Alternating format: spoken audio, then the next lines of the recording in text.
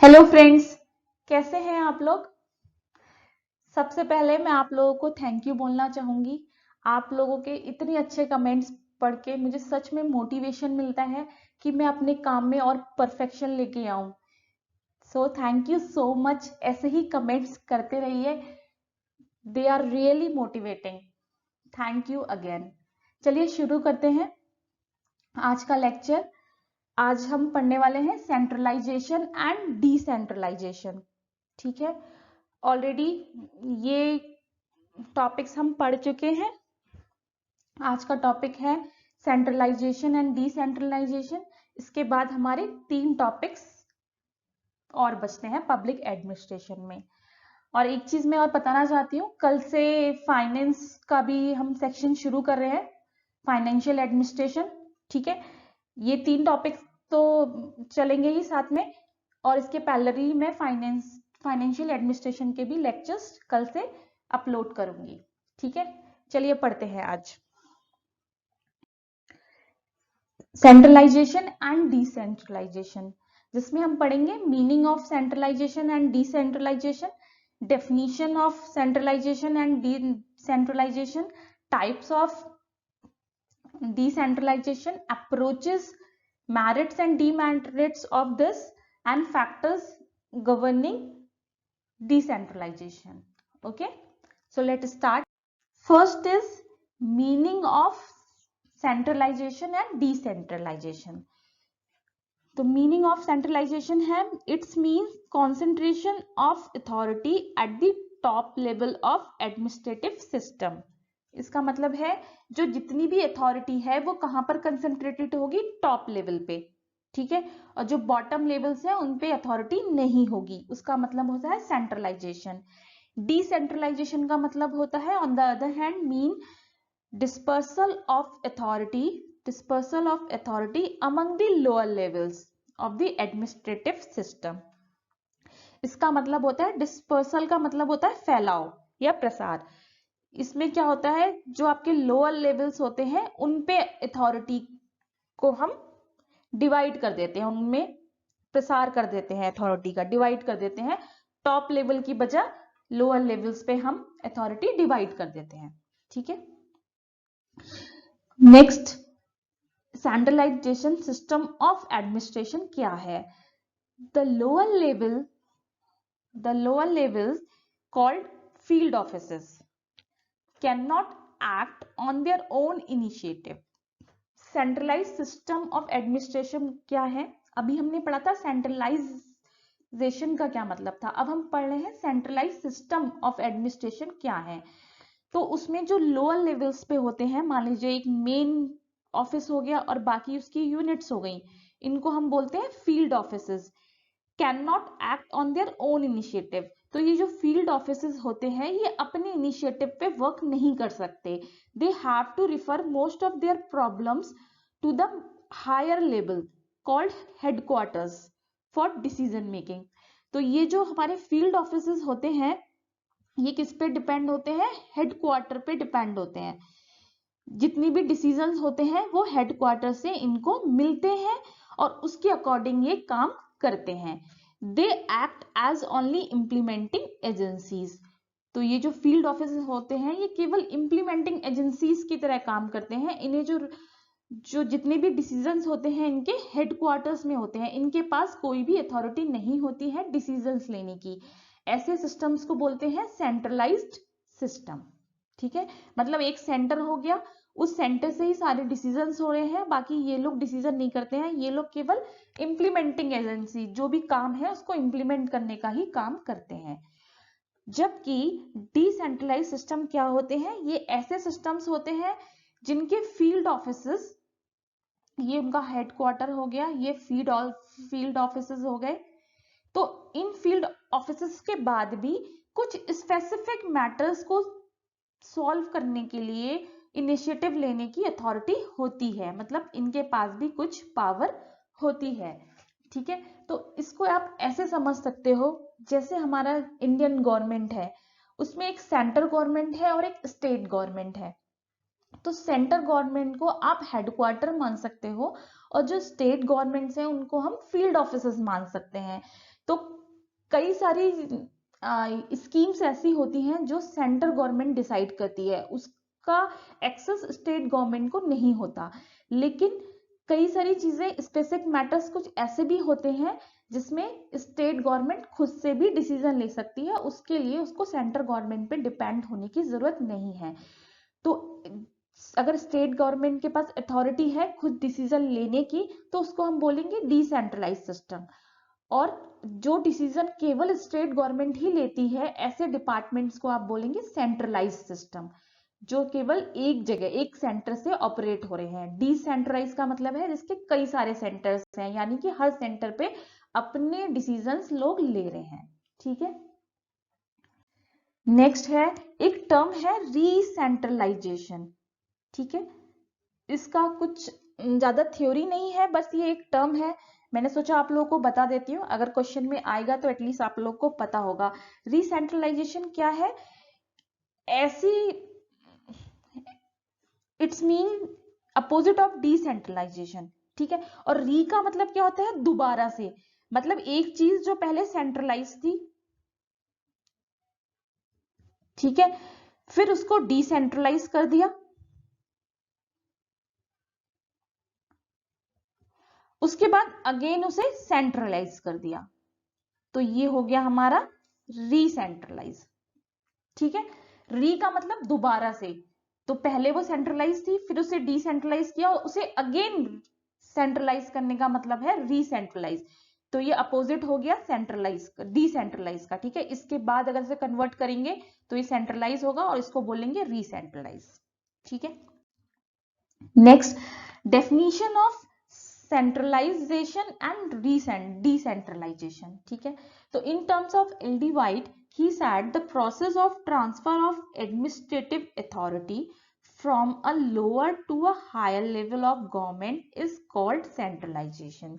ये कहते हैं जो एडमिनिस्ट्रेटिव अथॉरिटीज होती हैं उनका ट्रांसफर लोअर लेवल से हायर लेवल की तरफ, मतलब जो लोअर लेवल की अथॉरिटी है वो सब हायर लेवल पे अगर हम ट्रांसफर कर दें तो वो होता है सेंट्रलाइजेशन।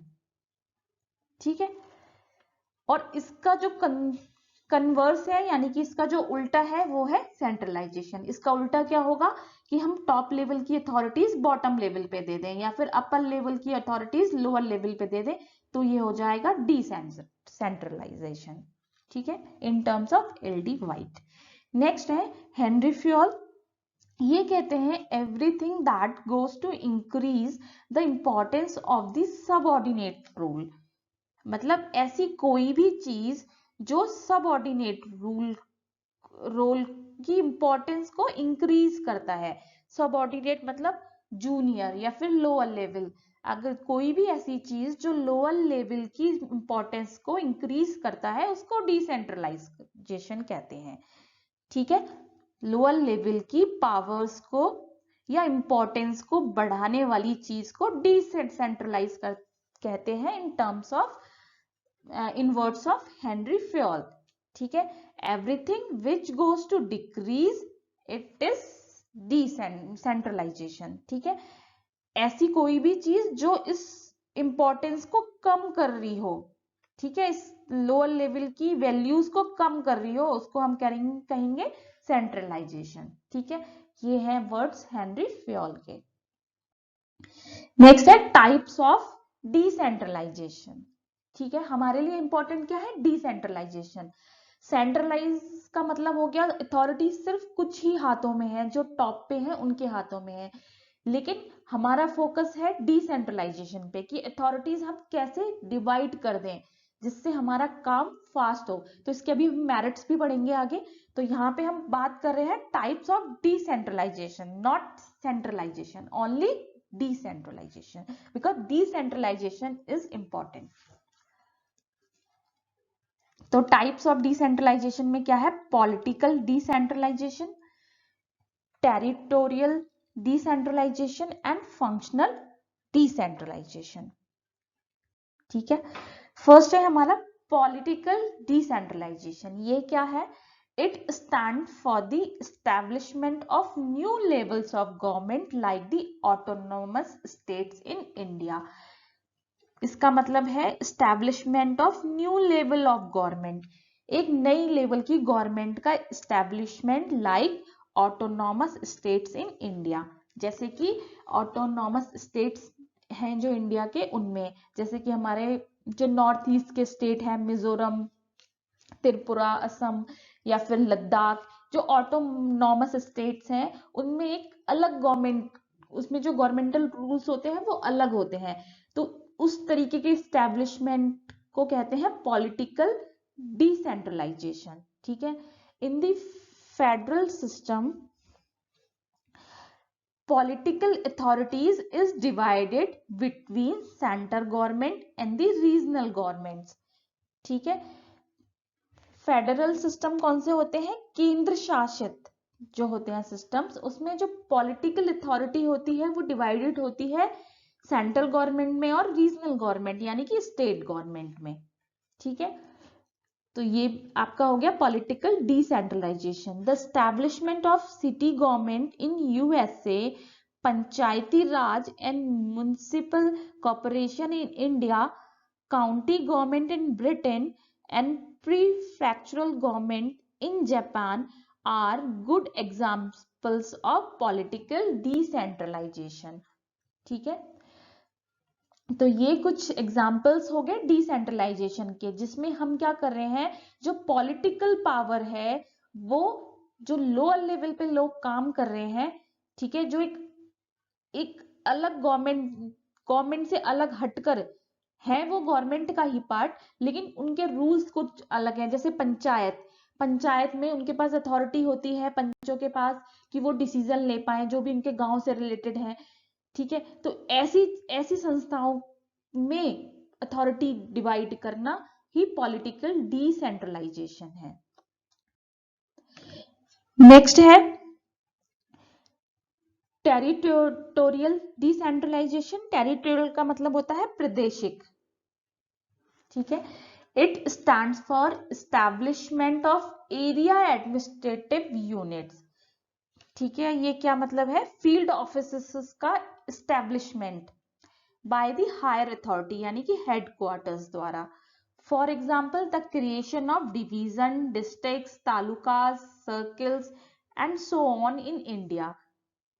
ठीक है, टेरिटोरियल क्या मतलब है कि जो हायर अथॉरिटीज हैं उनके द्वारा छोटे छोटे जगहों पे फील्ड ऑफिसेस बनाना, जैसे कि डिस्ट्रिक्ट में होते हैं डिवीजन्स होते हैं, तालुकास होते हैं, सर्किल्स होते हैं।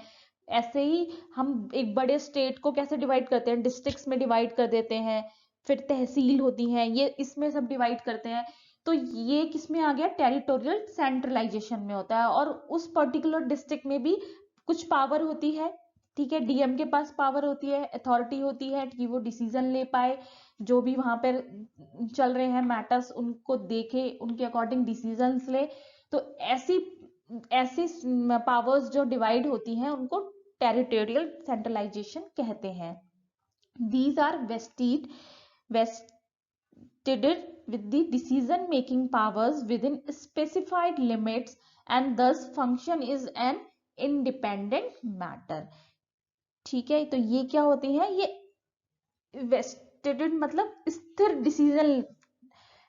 डिसीजन मेकिंग पावर्स होती हैं। ठीक है, जो एक स्पेसिफिक लिमिट में रह के अपने फंक्शन को इंडिपेंडेंट ही सॉल्व करती हैं। जैसे कि डीएम होता है तो वो एक डिस्ट्रिक्ट में जो भी चल रहा है उसमें डिसीजन ले सकता है, अगर कोई इमरजेंसी कंडीशन है तो उसके लिए डिसीजन ले सकता है। तो ये जितनी भी पावर्स या अथॉरिटी आ जाएंगी वो आ जाएंगी हमारी टेरिटोरियल डिसेंट्रलाइजेशन में।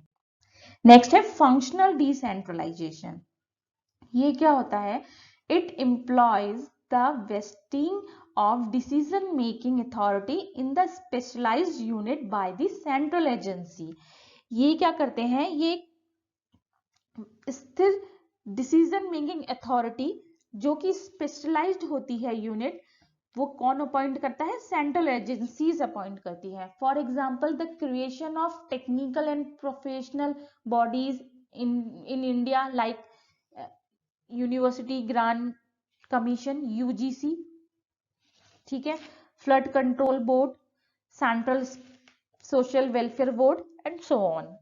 ठीक है, तो ये कैसी होती है, स्पेशलाइज्ड यूनिट होती हैं जो सेंट्रलाइज्ड होती हैं। जैसे यूजीसी है, तो जितनी भी यूनिवर्सिटीज हैं वो यूजीसी के अंडर आएंगी। उनका जो भी काम है, उनकी मॉनिटरिंग है, फीडबैक है, वो सब कौन मॉनिटर करेगा, यूजीसी। ऐसे ही फ्लड कंट्रोल बोर्ड है, वो कंट्री में जहां पे भी फ्लड की कंडीशंस है यहाँ या जहाँ पे फ्लड्स आते रहते हैं वहां को मॉनिटर करेगा। सेंट्रल सोशल वेलफेयर बोर्ड क्या करेगा, सोशल लेवल पे काम करेगा, लोगों की भलाई के लिए, वेलफेयर के लिए काम करेगा।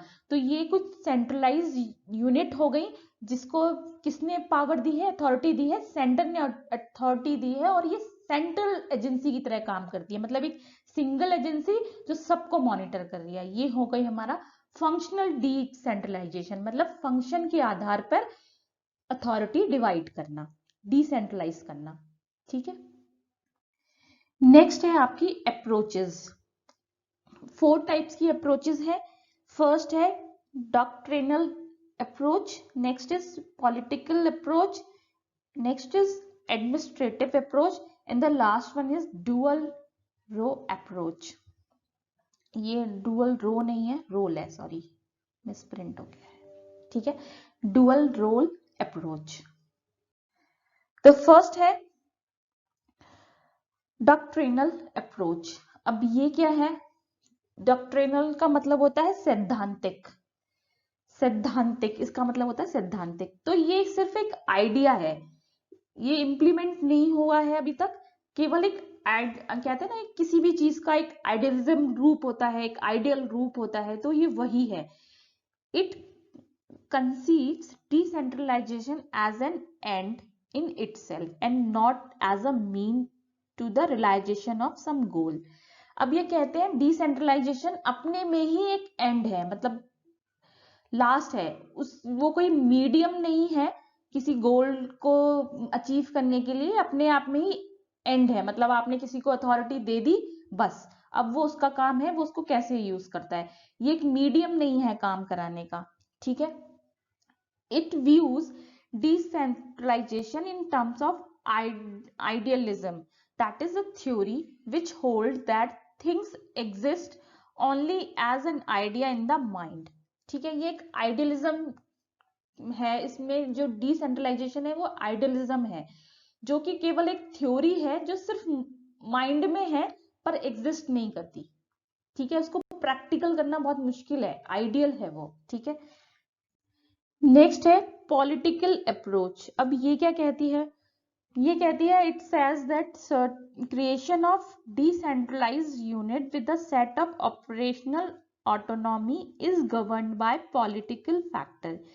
ये कहती है ऐसी डिसेंट्रलाइज्ड यूनिट क्रिएट करना जो ऑपरेशनल ऑटोनॉमी, मतलब जिसमें जो खुद स्वतंत्र हो, हर यूनिट स्वतंत्र हो, लेकिन ये किसके द्वारा चलाई जा रही है, पॉलिटिकल फैक्टर्स के द्वारा चलाई गई है, ये पॉलिटिक्स से इन्फ्लुएंस्ड है। जैसे कि जो पंचायती राज है as a rural local self governing body. Panchayati raj क्या है, पहले तो इसको रिकॉग्नाइज ही नहीं करते थे, पहले लोग छोटे छोटे गांव में बना लेते थे अपने आप, पंच डिसाइड करके और करते थे, लेकिन अब क्या हो गया है, वो एक सेल्फ गवर्निंग बॉडी बन गई है। ठीक है, अब एक प्रॉपर इलेक्शन होते हैं, वो किसी पार्टी के नहीं होते हैं क्योंकि वो गांव से ही चुने हुए लोग होते हैं, तो डायरेक्टली पॉलिटिकल से उनका कनेक्शन नहीं है, लेकिन वो एक लोकल सेल्फ गवर्निंग बॉडी बन चुके हैं। ठीक है, इन अपनी कंट्री में वो एक सेल्फ गवर्निंग बॉडी बन चुके हैं जो कि पॉलिटिक फैक्टर्स से इन्फ्लुएंस होती है, पॉलिटिक्स से इन्फ्लुएंस होती है। तो ये अप्रोच होती है हमारी पॉलिटिकल अप्रोच, जहां पर जो ऑटोनॉमी बॉडी है, जो एक स्वतंत्र बॉडी है, डिसेंट्रलाइज है, उसके पास अपनी पावर्स हैं, लेकिन फिर भी उसमें जो है पॉलिटिकल फैक्टर का इन्वॉल्वमेंट है। नेक्स्ट है आपकी administrative approach.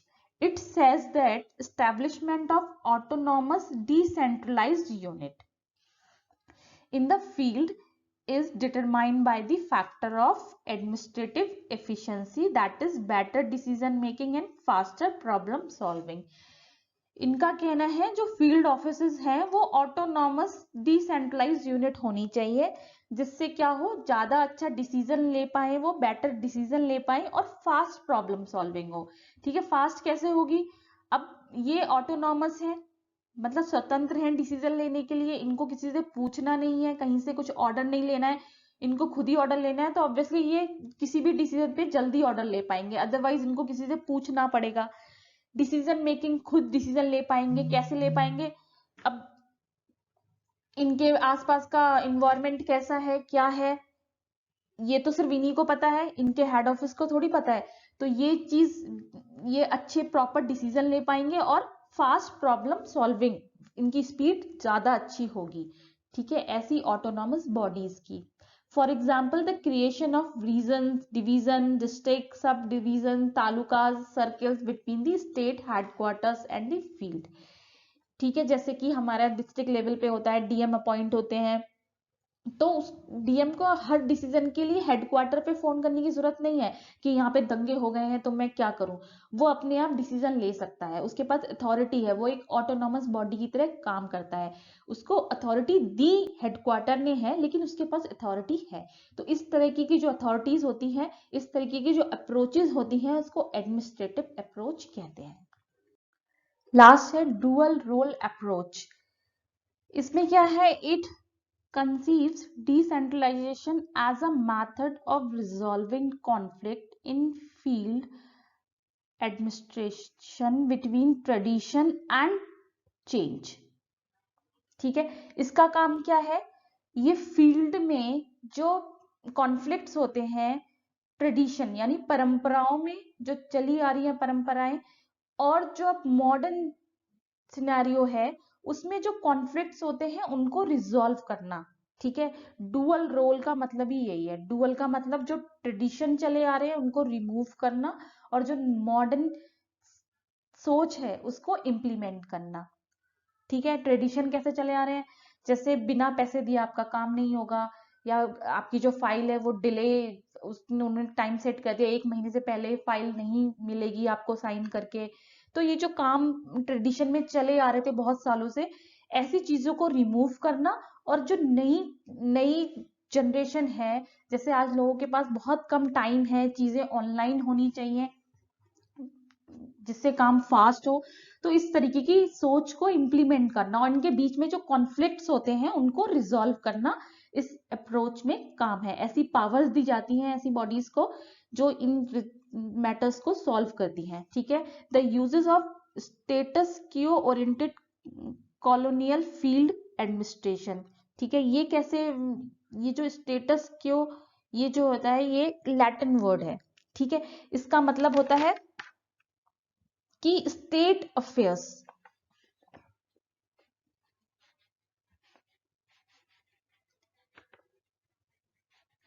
State of affairs मतलब ऐसे मैटर्स जहां पे बहुत ज्यादा चेंजेस हो रहे हैं, अनस्टेबिलिटी है। ठीक है, जहां पे इकोनॉमी ग्रोथ कम हो रही है या इकोनॉमी बहुत ज्यादा सर्टेनली चेंज हो रही है, ऐसी जगहों पे एडमिनिस्ट्रेशन लाना और वहां की जो सोशो साइको इकोनॉमिक है उसको स्पीड देना। ठीक है, और क्या करना, change in leading to area function dichotomy in district administration in our country. Dichotomy का मतलब है ड्युअलिटी, जो द्विभाजन हो रहा है, जो डिवीजन हो रहा है, आपकी जो कंट्री का एडमिनिस्ट्रेशन है और उस पर्टिकुलर एरिया का जो एडमिनिस्ट्रेशन है, उनके बीच में जो द्विभाजन हो रहा है, क्योंकि वहां की जो इकोनॉमी है वो बहुत ज्यादा चेंज हो रही है, बहुत जल्दी चेंज हो रही है। ऐसे स्टेट जहां पे जो मैटर्स है वो स्टेबल नहीं है, तो ऐसी जगह पे क्या होता है, कॉन्फ्लिक्ट्स हो जाता है जो सेंट्रल गवर्नमेंट है और डिस्ट्रिक्ट गवर्नमेंट है उनके बीच में। तो ऐसी चीजों को रिजॉल्व करना इस अप्रोच का काम है। ठीक है, next is merits of centralization. अब क्या क्या एडवांटेजेस हैं सेंट्रलाइजेशन के। सेंट्रलाइजेशन मतलब जो टॉप मैनेजमेंट है, सारी पावर और अथॉरिटी उनके हाथ में है, नीचे सिर्फ जो लोग हैं वो काम कर रहे हैं, उनके पास कोई अथॉरिटी नहीं है। तो ऐसे सिस्टम की क्या क्या एडवांटेजेस हैं, तो फर्स्ट एडवांटेज है it provides for maximum control over the entire organization. ये क्या करता है, मैक्सिमम कंट्रोल देता है इंटायर ऑर्गेनाइजेशन पे, क्योंकि सारी अथॉरिटी पावर टॉप मैनेजमेंट पे है, किसी में डिस्ट्रीब्यूटेड नहीं है। जब सारी पावर एक के हाथ में होगी तो ऑब्वियसली उसका कंट्रोल सब पे ज्यादा होगा, पूरे जो ऑर्गेनाइजेशन है वो उसके ही कंट्रोल में होगी। तो ये क्या करता है, मैक्सिमम कंट्रोल प्रोवाइड करता है। नेक्स्ट है it ensures that all work is performed in same manner in accordance with the same general policies and principles। और ये जो सेंट्रलाइजेशन है ये क्या इंश्योर करता है, ये इंश्योर करता है कि work is performed in same manner, जो भी काम हो रहा है पूरे ऑर्गेनाइजेशन में वो सेम मैनर में हो रहा है, एक ही तरीके से हो रहा है। और कौन सा वो तरीका है, जो पॉलिसीज और प्रिंसिपल बनाए गए हैं उस ऑर्गेनाइजेशन के, उसी से ही हो रहा है, क्योंकि कोई दूसरा है नहीं जो उसको चेंज कर पाए। जिसने एक ने बनाए हैं वही सारी अथॉरिटी है उसी के पास चेंज करने की, सब लोगों को बस उसे फॉलो करना है। तो सारा काम जो है एक मैनर में हो रहा है विदाउट एनी डिस्टर्बेंस। ठीक है। थर्ड है it makes administrative abuses more difficult. जो एडमिनिस्ट्रेटिव अब्यूजेस हैं उनको ये डिफिकल्ट बनाता है। कौन कौन से अब्यूजेस हैं, जैसे handling of personal purchase and use of supply. अब सबसे ज्यादा जो गड़बड़ होती है वो किसमें होती है, कि लेबर कैसे हैंडल कर रहे हैं, लेबर सेटिस्फाइड है कि नहीं है, या परचेज में कुछ गड़बड़ कर दी, ठीक है, पैसे खा लिए, या यूज ऑफ सप्लाई, जो सप्लाई हम यूज कर रहे हैं उसको ऐसा तो नहीं कि कुछ लोग अपने घर ले जा रहे हैं या फिर कुछ उसका मिसयूज कर रहे हैं। ऐसे जो अब्यूजेस हैं, ठीक है, जो गलतियां आप कह सकते हैं एडमिनिस्ट्रेटिव की, उसको ये बहुत अच्छे से टैकल कर लेता है सेंट्रलाइजेशन, क्योंकि सारी चीजें एक के हाथ में है तो उसको सब पता रहता है कि लेबर के साथ क्या हो रहा है, कितने पैसे का हमने क्या खरीदा, और जो सप्लाईज कितनी आई हैं, कितनी गई हैं, कितनी यूज में आ गई हैं। तो ये जितनी भी एडमिनिस्ट्रेटिव अब्यूजेस हैं, जितनी भी एडमिनिस्ट्रेशन में कमियां खामियां हैं, वो मैटर्स ये इजीली सॉल्व कर लेते हैं सेंट्रलाइजेशन अगर अथॉरिटी है। It secures economy in administrative by avoiding duplication of work। Duplication of work नहीं होगा, क्योंकि एक जो टॉप मोस्ट पे है वही सारा काम असाइन कर रहा है, तो उसको सब पता है कौन सा काम किसको दिया गया है, तो डुप्लीकेशन नहीं होगा, एक ही काम दो लोगों में डिवाइड नहीं होगा, क्योंकि governing authority a single authority है टॉप मोस्ट। नेक्स्ट है it facilitates the introduction of dynamism in the organization through the active role of personal leadership. ये क्या करता है, ऑर्गेनाइजेशन में एक उत्साह लाता है, क्योंकि जो लीडर है उसका एक एक्टिव रोल है, वो मेन बॉडी वही है, तो वो सबसे इंट्रोड्यूस होता रहता है। तो क्या होता है, एक डायनामिज्म बना रहता है, एक उत्साह बना रहता है लोगों में, क्योंकि जो लीडर है वही पर्सनली सब में एक्टिव रोल निभा रहा है। It is suitable for dealing with emergencies and anticipated matters. अब ऐसे कुछ मैटर्स हैं जो अचानक से आ जाए, अचानक से आ जाए, जिनका मतलब पहले से कुछ पता ना हो, एक्सीडेंटली कह सकते हो, या फिर इमरजेंसीज आ जाए, आग लग जाए या कुछ और हो जाए, उस एरिया में बाढ़ आ जाए। तो ऐसे सिचुएशन में वो अच्छे से हैंडल कर सकता है, क्योंकि उसका जो बॉस है, मेन जो अथॉरिटी है, वो ही सब कुछ डिसीजन ले रहा है, ठीक है, उसे किसी और से पूछने की जरूरत नहीं है। तो ऐसे केसेस को ये सेंट्रलाइज्ड बॉडीज अच्छे से डील कर सकती है। It enables the maximum utilization of human and material resources in the organization, thus develops a corporate personality। अब एक ही बंदा सब चीज मॉनिटर कर रहा है, तो ह्यूमन और मटेरियल दोनों ही रिसोर्सेज का मैक्सिमम यूटिलाइजेशन होगा, ठीक है, कोई थर्ड पर्सन नहीं है जो बीच में डिस्टरबेंस करे या मिसलीडिंग करे। तो उस केस में मैक्सिमम यूज ऑफ ह्यूमन और मटेरियल होगा, जिससे जो डेवलपमेंट है वो ज्यादा होगा, पर्सनैलिटी, कॉर्पोरेट पर्सनैलिटी का डेवलपमेंट ज्यादा होगा ऑर्गेनाइजेशन में। ये तो हो गए मैरिट्स सेंट्रलाइजेशन के। नेक्स्ट है डीमेरिट्स ऑफ सेंट्रलाइजेशन या फिर डिसएडवांटेज ऑफ सेंट्रलाइजेशन। अब इसके डिसएडवांटेजेस क्या क्या है, फर्स्ट है it leads to delay in securing action as field officials have to refer the matter to the head authorities.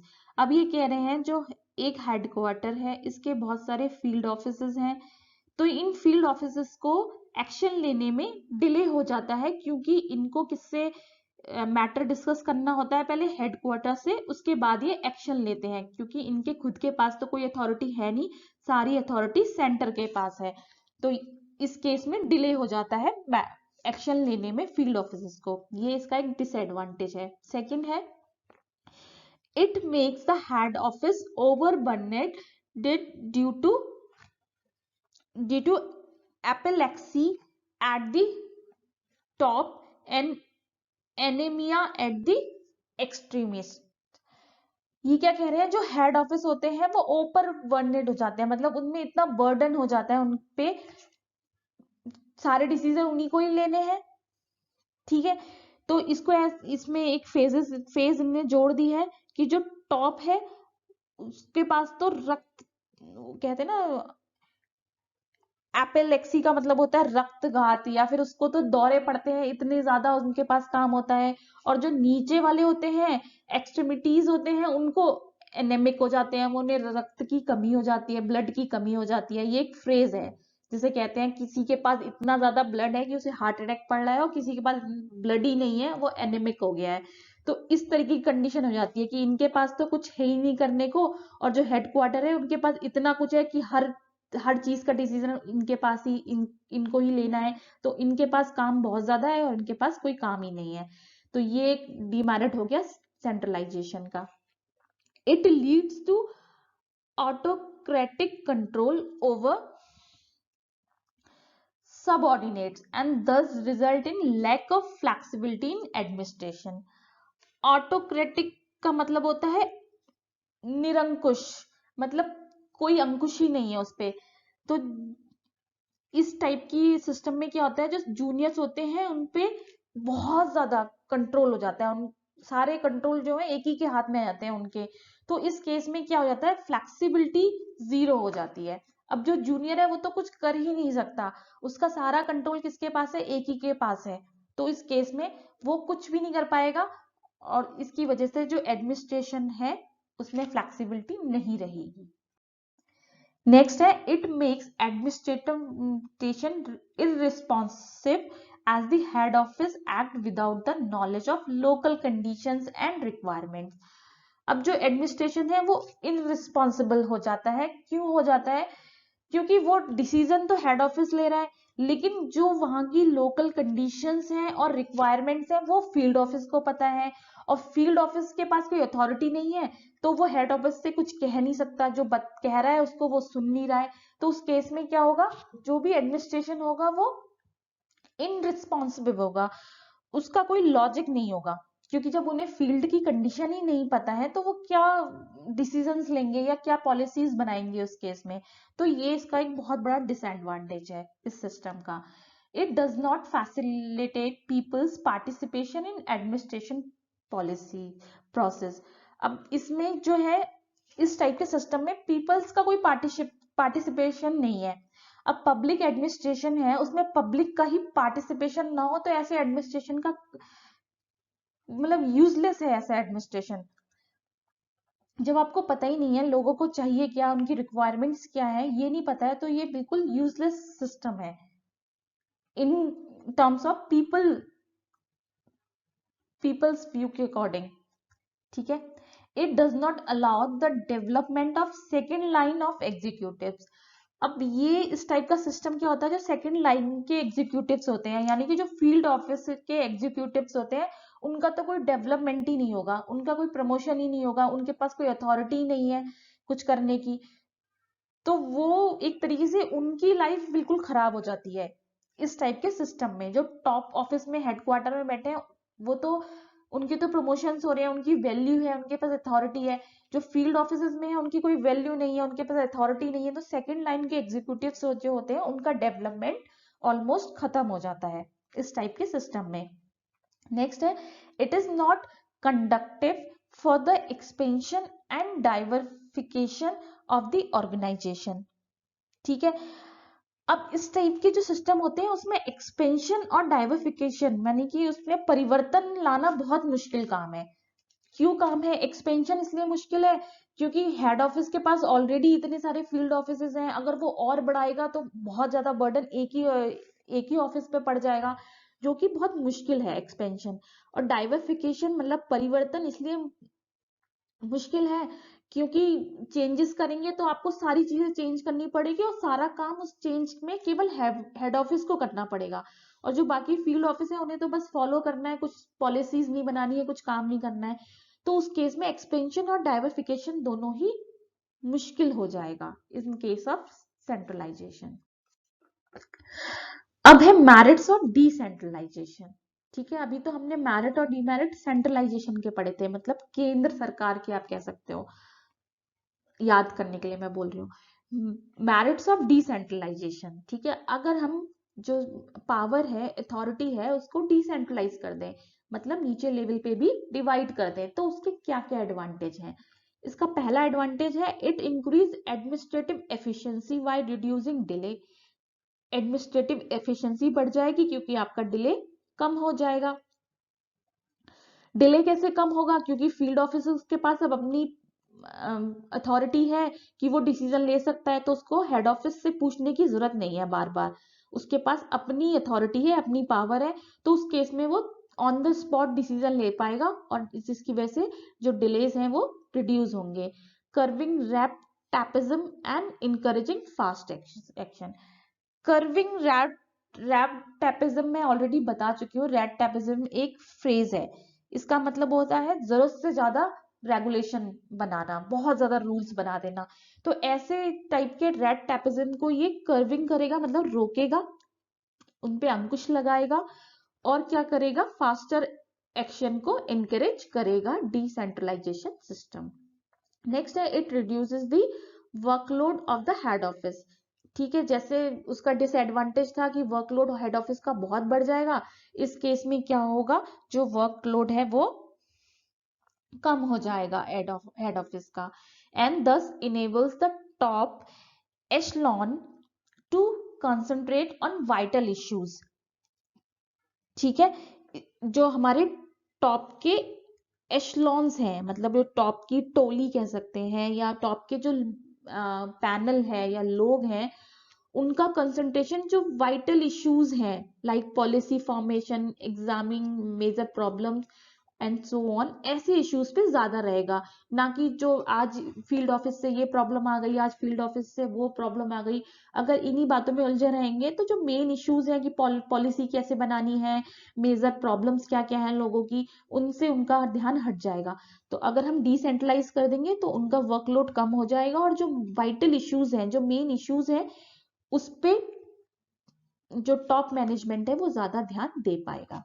Next है it develops resourcefulness and self-respect among the subordinate by making them to take decisions with a sense of responsibility। अब ये क्या करेगा? Resourcefulness और self respect, जो juniors हैं, जो field office में बैठे हुए हैं एग्जीक्यूटिव, उनकी सेल्फ रिस्पेक्ट बढ़ेगी।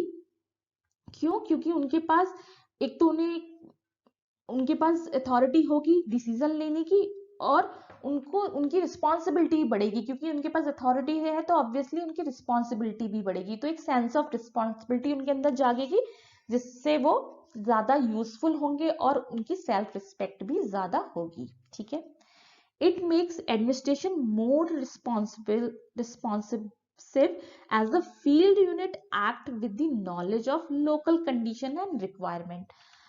अब इस केस में जो एडमिनिस्ट्रेशन है वो ज्यादा रिस्पॉन्सिव होगा। क्यों होगा?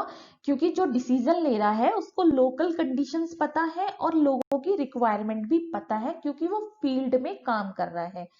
ठीक है, तो इस केस में जो भी वो काम करेगा, जो भी उसके एक्शन होंगे वो लोकल कंडीशंस के हिसाब से होंगे, इसी वजह से जो एडमिनिस्ट्रेशन है वो उसकी एफिशिएंसी ज्यादा अच्छी होगी।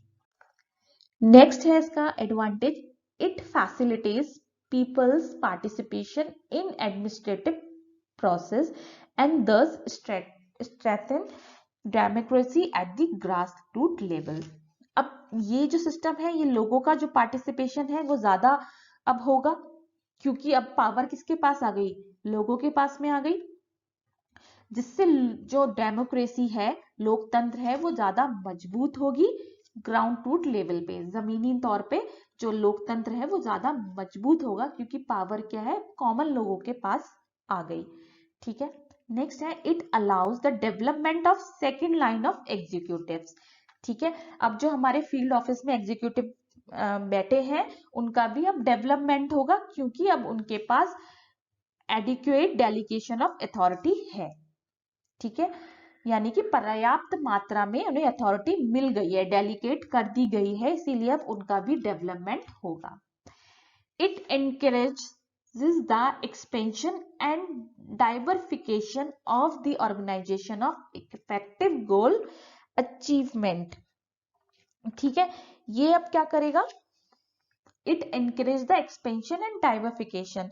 अब ये जो ऑर्गेनाइजेशन है उसका एक्सपेंशन आप कर सकते हो, क्योंकि अब जो रिस्पॉन्सिबिलिटी है फील्ड ऑफिस की है, आप हेड ऑफिस को केवल मेन डिसीजन लेने हैं, मेन पॉलिसीज बनानी है, तो इससे आप ऑर्गेनाइजेशन का एक्सपेंशन भी कर सकते हो और उसमें परिवर्तन भी ला सकते हो। अगर आप कुछ चेंज करना चाहते हो, ट्रेडिशन से हटके कुछ मॉडर्न टेक्नोलॉजी यूज करना चाहते हो, तो वो भी आप इजीली कर पाओगे, क्योंकि अब जो है फील्ड ऑफिस खुद उस पर काम करेगा।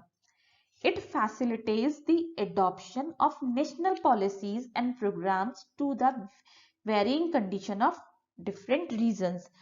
अब इस तरीके के जो सिस्टम्स होते हैं, वो नेशनल पॉलिसीज और प्रोग्राम को आप इजीली वेरी कर सकते हो वहां रीजन की कंडीशंस के हिसाब से। ठीक है, जैसे लद्दाख है, वहां की कंडीशन बहुत डिफरेंट है, वहां की जमीन उपजाऊ नहीं है, बहुत ज्यादा ठंड होती है, एक्सट्रीम विंटर्स होते हैं, तो कुछ पॉलिसीज ऐसी हैं जो वहां के हिसाब से लोग अब उसे चेंज कर पाएंगे, क्योंकि अब वहां के जो फील्ड ऑफिस है उनके पास अथॉरिटी है उसे चेंज करने की कंडीशंस के हिसाब से। तो ये क्या होगा, नेशनल पॉलिसीज अब ज्यादा अच्छी तरह अडॉप्ट हो पाएंगी। ठीक है, ये होगा हमारे एडवांटेजेस ऑफ डिसेंट्रलाइजेशन। नेक्स्ट है it elevates the problem of communication overloaded in the organization by reducing paperwork at both higher and lower level. अब ये क्या करता है, घटाता है, elevates करता है problems of communication को। ठीक है, जो कि क्योंकि अब बहुत ज्यादा कम्युनिकेशन नहीं करना है, दोनों के पास अथॉरिटी है, वो भी अपने डिसीजन ले सकता है, तो उसे बार बार पूछना नहीं है, तो पेपर वर्क कम हो जाएगा। इससे क्या होगा, दोनों ही ओवरलोड होने से बच पाएंगे, हायर अथॉरिटी भी और लोअर लेवल भी। नेक्स्ट है it encourages competition and comparative standards of evolution among several competitive field units. अब ये क्या करेगा, कंपटीशन और कंपैरिजन बढ़ा देगा स्टैंडर्ड्स के। अब बहुत सारे फील्ड यूनिट्स हैं, फील्ड ऑफिसेज हैं एक ऑर्गेनाइजेशन के, तो अब इन फील्ड ऑफिसर्स के बीच में कंपैरिजन होगा कि उसने तो बहुत अच्छा काम किया, अपने टारगेट अचीव कर लिए टाइम पे, वहां की पब्लिक उससे बहुत खुश है, तो उस केस में बाकी भी लोग इंप्रूव करेंगे। तो ऐसी कॉम्पिटिटिव जो फीलिंग है उनको बढ़ाता है, इनकरेज करता है। ठीक है, नेक्स्ट है it makes possible the experimentation in decision making and implementation of several units without committing the whole enterprises to an untried course of action. ठीक है, अब ये क्या करता है, अब इस केस में एक्सपेरिमेंट भी पॉसिबल है, कैसे, क्योंकि डिसीजन मेकिंग और इम्प्लीमेंटेशन ऑफ सेवरल यूनिट्स, सब लोग अपना अपना डिसीजन ले रहे हैं और इम्प्लीमेंट कर रहे हैं, तो इस केस में जो है एक्सपेरिमेंट भी पॉसिबल है, क्योंकि कुछ ऐसे होंगे जो अनट्रेन्ड होंगे, यानी कि अनुभवहीन होंगे, तो ऐसे भी डिसीजन लिए जाएंगे, तो इसमें आप एक्सपेरिमेंट कर सकते हैं डिसीजन मेकिंग में। ठीक है, नेक्स्ट है डीमेरिट्स ऑफ डिसेंट्रलाइजेशन। अब डिसेंट्रलाइजेशन के भी कुछ डिसएडवांटेजेस हैं, क्या क्या है, इट कॉम्प्लिकेट्स कोऑर्डिनेशन, कोऑर्डिनेशन को कॉम्प्लिकेट कर देता है, integration of activities of various units due to decrease in degree of central control over the total organization. अब different यूनिट्स के बीच में कोऑर्डिनेशन मुश्किल हो जाता है क्योंकि सब अपना डिसीजन ले रहे हैं, सब अपने काम कर रहे हैं। अब एक सेंट्रल बॉडी नहीं है जो इन सबको कंट्रोल कर रही है, अब ये लोग अपने अपना डिसीजन ले रहे हैं, तो इसकी वजह से जो काम इनमें हो रहा है उनमें इंटीग्रेशन और कोऑर्डिनेशन की कमी हो जाती है। सेकेंड डिसएडवांटेज है it makes communication among various level difficult and thereby reduce it's effectiveness and authenticity.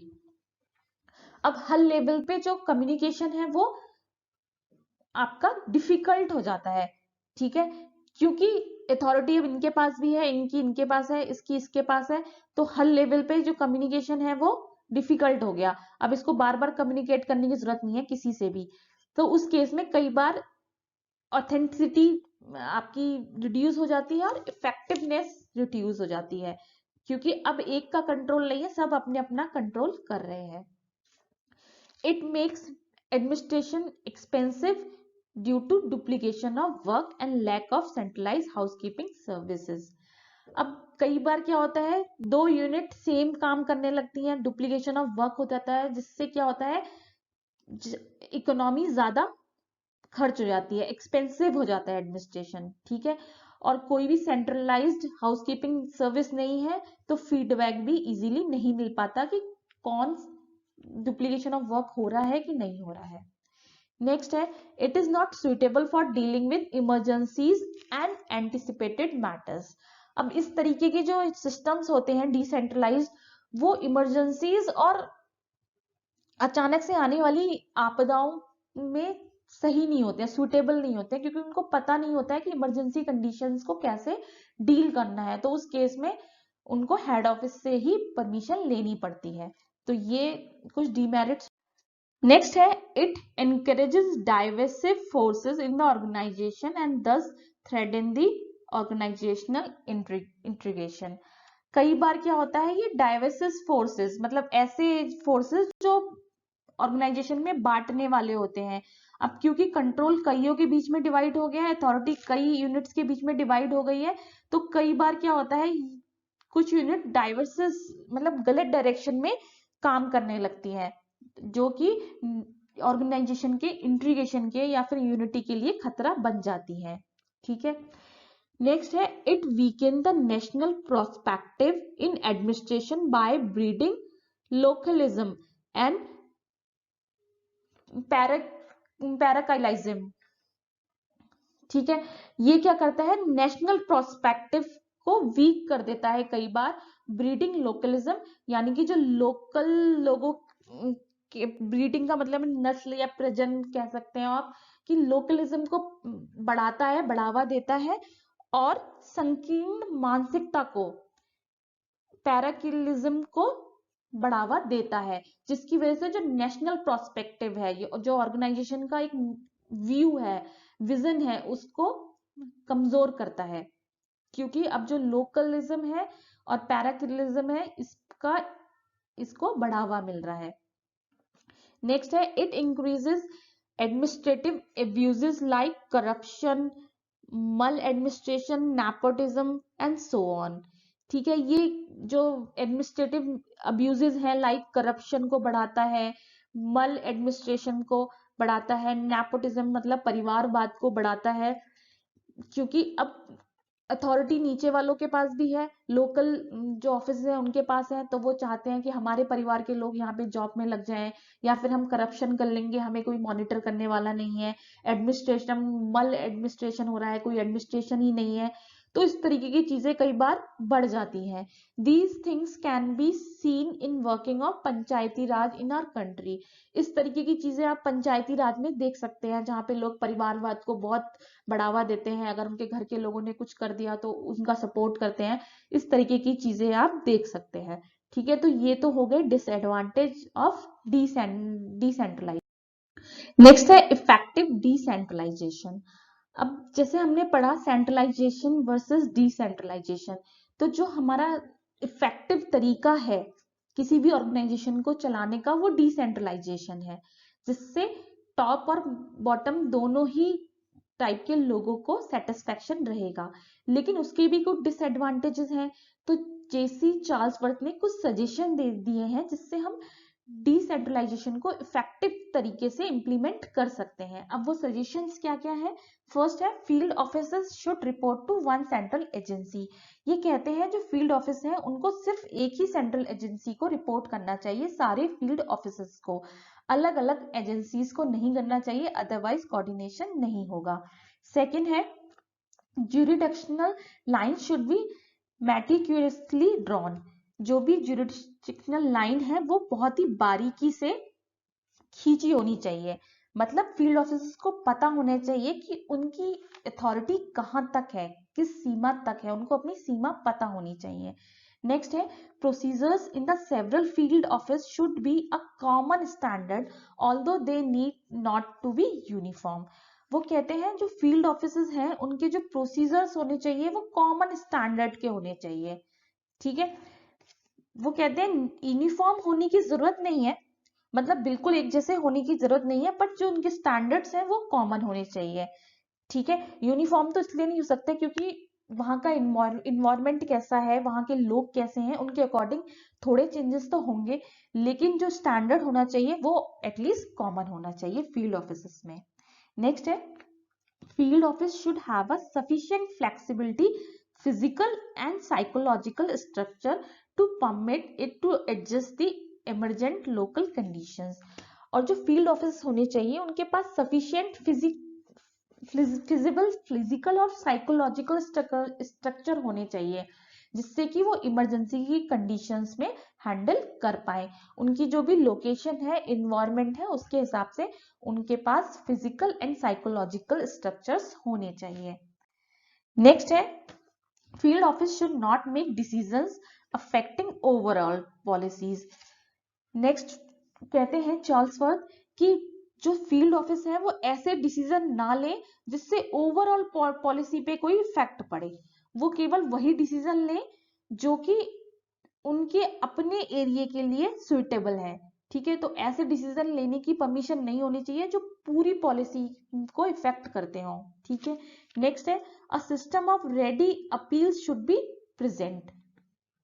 यानी कि ऐसा सिस्टम होना चाहिए जो कि फील्ड ऑफिसेस हैं वो अपने जो हेड ऑफिस है उससे अपील कर पाए। अगर उन्हें कोई रिक्वायरमेंट है, एक्स्ट्रा रिक्वायरमेंट है जो स्टैंडर्ड्स या पॉलिसीज में नहीं आती है, उसमें अपील कर पाए। ठीक है, नेक्स्ट है, suggestion from the field to the centre should be freely channelled. जो भी सजेशंस आए फील्ड से वो सेंटर तक फ्रीली चैनल्ड हो, चले जाए। ऐसा ना हो कि बीच में उन्हें रोक दिया जाए और ऊपर टॉप मोस्ट मैनेजमेंट तक वो बातें पहुंच ही ना पाए। नेक्स्ट है, adequate reporting and inspection methods should be provided the center head with full and current knowledge of the field operation। वो कहते हैं टाइम टाइम पे रिपोर्टिंग होनी चाहिए और इंस्पेक्शंस होने चाहिए जिससे जो सेंटर ऑफिस है उससे करंट सिचुएशन की सारी जानकारी रहे। ठीक है, तो ये कुछ मेथड्स है जो जेसी चार्ल्सवर्थ ने बताए टू इम्प्रूव डिसेंट्रलाइजेशन। नेक्स्ट है आपका फैक्टर्स गवर्निंग, ऐसे फैक्टर्स जिससे आपको पता चलेगा किस ऑर्गेनाइजेशन में सेंट्रलाइजेशन होना चाहिए, किसमें डिसेंट्रलाइजेशन होना चाहिए। हमने दोनों के मेरिट्स और डिमेरिट्स पढ़ लिए, लेकिन अब हमें ये कैसे पता चलेगा कि कैसे ऑर्गेनाइजेशन में कैसा सिस्टम होना चाहिए। ठीक है, तो उसके लिए जेम्स डब्ल्यू फैसलर ने कुछ पॉइंट्स बताए हैं, कुछ फैक्टर्स बताए हैं जिनके आधार पे आप ये डिसाइड कर सकते हो कि आपका जो सिस्टम है या ऑर्गेनाइजेशन है वो आपको सेंट्रलाइज बनाना है या डिसेंट्रलाइज बनाना है। तो उसमें फर्स्ट फैक्टर है फैक्टर ऑफ रिस्पॉन्सिबिलिटी। अगर आपको एक ऐसा सिस्टम बनाना है जिसमें रिस्पॉन्सिबिलिटी सबसे ज्यादा है, ठीक है, एस पॉलिसी मेकिंग आपका ऑर्गेनाइजेशन है जिससे लोगों की पॉलिसीज बनाई जा रही है, लोगों का इंटरेस्ट इफेक्ट हो रहा है, तो उस केस में जो रिस्पॉन्सिबिलिटी है वो बहुत ज्यादा होगी। तो ऐसे सिस्टम जिनमें रिस्पॉन्सिबिलिटी ज्यादा है वो सेंट्रलाइज होने चाहिए। ठीक है, वो डिसेंट्रलाइज नहीं होने चाहिए। ठीक है, since the central agency is held responsible for everything in the organisation, क्योंकि सेंट्रल एजेंसी ऑर्गेनाइजेशन में जो भी हो रहा है उसके लिए रिस्पॉन्सिबल होती है. It does not easily delegate wide discretionary authority to the field officers and prefer to direct and control all the operation. तो इसलिए जो फील्ड ऑफिस है उसको वो डेलीगेट नहीं कर सकती अथॉरिटी ऐसी ऑपरेशंस के लिए. Thus the factor of responsibility act as the deterrent to decentralisation. तो इस तरीके की जो रिस्पॉन्सिबिलिटी वाले फैक्टर्स होते हैं वो डिसेंट्रलाइजेशन का अपोज करते हैं और किसका फेवर करते हैं, सेंट्रलाइजेशन का फेवर करते हैं. तो ऐसे ऑर्गेनाइजेशन जहां पे रिस्पॉन्सिबिलिटी वाला काम होता है उस केस में सेंट्रलाइजेशन होना चाहिए, डिसेंट्रलाइजेशन नहीं होना चाहिए. ठीक है. नेक्स्ट है administrative factors. This includes age of the agency, stability of its policies and methods, competence of its field personnel, pressure for speed and economy, and administrative sophistication. अब ये क्या कहते हैं, इसमें इंक्लूड होता है एज क्या है एजेंसी की, जो ऑर्गेनाइजेशन है वो एज क्या है, वो पुरानी है या नहीं है, जो उसकी पॉलिसीज है वो स्टेबल है कि नहीं है. ठीक है. जो वहां के लोग हैं उन पे प्रेशर कितना है, इस प्रेशर इस जल्दी काम करने का, इकोनॉमी, एडमिनिस्ट्रेटिव सोफिस्टिकेशन क्या है, पहले इन फैक्टर्स को देखना चाहिए. जैसे कि एक जो ओल्ड एजेंसी है वो वेल एस्टेब्लिश होती है, जो उसके प्रोसीजर्स होते हैं, प्रीसेंटेड फाइन जो होते हैं वो इजी होते हैं, तो उसको डिसेंट्रलाइज करना ज्यादा आसान है. ठीक है. देन द न्यूअर वन, अगर कोई नई है उसको डिसेंट्रलाइज करना मुश्किल है क्योंकि उसमें स्टेबिलिटी नहीं है, उसके प्रोसीजर डिफाइन नहीं है अभी भी. तो इस अगर आपकी एजेंसी नई है तो आप सेंट्रलाइजेशन पे जाओ, अगर पुरानी है तो आप डिसेंट्रलाइजेशन यूज कर सकते हैं. ठीक है. नेक्स्ट है stability of organisational policy and method facilitate decentralisation. ठीक है. जैसे कि मैंने बताया, अगर कंपनी पुरानी है, ऑर्गेनाइजेशन पुरानी है तो वो स्टेबल है, और अगर स्टेबल है तो आप डिसेंट्रलाइजेशन मेथड यूज कर सकते हो. और अगर बार बार फ्रीक्वेंट चेंज हो रहे हैं तो आपको किस में जाना चाहिए, सेंट्रलाइजेशन के लिए जाना चाहिए. तब गवर्निंग बॉडी जो होनी चाहिए वो सेंट्रलाइज होनी चाहिए अगर फ्रीक्वेंट चेंज हो रहे हैं. अगर स्टेबल है तो आप डिसेंट्रलाइज यूज कर सकते हो.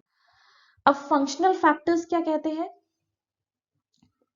The scope for decentralization is greater in the multifunctional organization than in unifunctional organization. ये कहते हैं जो मल्टीफंक्शनल ऑर्गेनाइजेशन है उसमें डिसेंट्रलाइजेशन का स्कोप ज्यादा है, और जो यूनिफंक्शनल है उसमें ज्यादा स्कोप नहीं है, क्योंकि सेम काम होना है तो सेंट्रल यूनिट भी उसे कंट्रोल कर सकती है. अगर मल्टी फंक्शन है, हर यूनिट में अलग अलग काम हो रहा है, तो उस केस में आपको सेंट्रलाइजेशन के थ्रू जाना चाहिए. The technical nature of function performed by the agency necessitates decentralization as the head cannot have the technical competence to manage all them directly. अब ये कहते हैं ऐसी टेक्निकल एजेंसीज जिनका काम बहुत स्पेशलिस्ट का है या फिर टेक्निकल है, तो उस केस में डिसेंट्रलाइजेशन होना चाहिए, क्योंकि जो हेड है उस जरूरी नहीं है उसको उस टेक्नोलॉजी के बारे में पता हो. तो उस केस में जो डिसीजन मेकिंग कैपेसिटी होनी चाहिए वो उस पर्टिकुलर यूनिट की होनी चाहिए. तो अगर आप टेक्निकल वर्क कर रहे हो तो उस केस में डिसेंट्रलाइजेशन होना चाहिए. ठीक है. नेक्स्ट है organisation like defence, communication, transport, planning and so on favour centralisation. अब ऐसी ऑर्गेनाइजेशन जैसे डिफेंस, कम्युनिकेशन और ट्रांसपोर्ट, प्लानिंग, इस तरीके की जो ऑर्गेनाइजेशन होती है वो किसका फेवर करती है, सेंट्रलाइजेशन का. मतलब जो उनकी गवर्निंग बॉडी होनी चाहिए वो सिंगल होनी चाहिए ताकि कोई भी कॉन्फ्लिक्ट्स ना हो और काम एक्यूरेटली हो जाए. ठीक है. तो ये फंक्शनल फैक्टर्स हो गए गवर्निंग बॉडी डिसाइड करने के लिए. अब नेक्स्ट है आपके एक्सटर्नल फैक्टर्स. अब एक्सटर्नल फैक्टर्स कौन कौन से हैं जिससे आप डिसाइड कर सकते हो कि बॉडी आपकी डिसेंट्रलाइज होनी चाहिए या सेंट्रलाइज होनी चाहिए. These include the demand of people, participation in administration of development programs, the pressure of political parties and interest groups, the need of strengthened ground root democracy and demand of planning from below. all these factors below decentralization system and work against the centralization tendency in administration. अब external जो factors होते हैं वो किसका support करते हैं? Decentralisation system का support करते हैं। ठीक है, वो क्या चाहते हैं? जो भी पॉलिसीज हैं वो कैसी होनी चाहिए? ग्रास रूट होनी चाहिए, जमीन से जुड़ी होनी चाहिए। और जो इंटरेस्ट ग्रुप है और जो पॉलिटिकल पार्टीज हैं, ये सब क्या फोर्स करते हैं कि सिस्टम कैसा होना चाहिए? डिसेंट्रलाइज होना चाहिए, पावर लोगों के हाथ में होने चाहिए, ना कि सेंटर के हाथ में। ठीक है, ये होते हैं हमारे एक्सटर्नल फैक्टर्स जो कि चाहते हैं सिस्टम कैसा होना चाहिए? डिसेंट्रलाइज होना चाहिए। तो ये हमारा कंप्लीट हो गया डिसेंट्रलाइज एंड सेंट्रलाइजेशन। ठीक है, कल से आपको आईसीटी के भी लेक्चर्स मिलेंगे और फाइनेंशियल एडमिनिस्ट्रेशन भी लेक्चर्स मिलेंगे। तो ऐसे ही पढ़ते रहिए और अपना ध्यान रखिए। Thank you so much. Happy learning.